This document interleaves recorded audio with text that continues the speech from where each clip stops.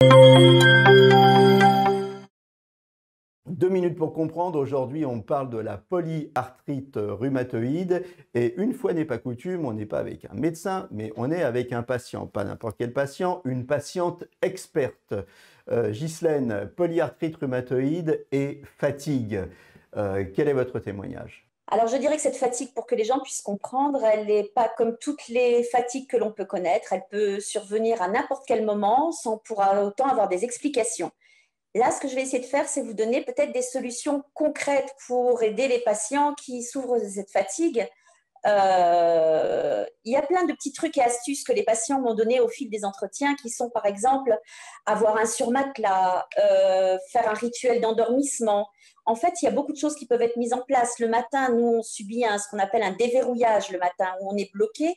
Donc peut-être prendre des antalgiques 1 heure avant de se réveiller. Dans nos vies au quotidien, il faut aussi savoir expliquer cette fatigue. Et un truc, c'est aussi de pouvoir savoir devant de l'aide par rapport à la fatigue. Dire, voilà, j'aurais besoin de toi tel jour pendant 1 heure pour pouvoir faire telle action.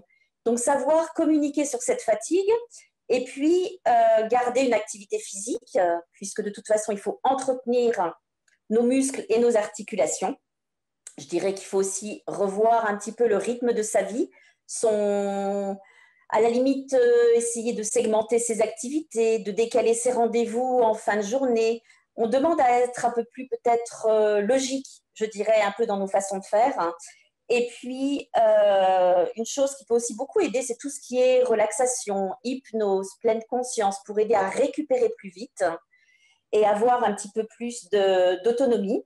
En parler à son médecin, également, c'est très important car il peut vous aider. Et surtout, ce qui est très important, si vous voulez brûler les étapes et gagner du temps, faites appel à un patient expert.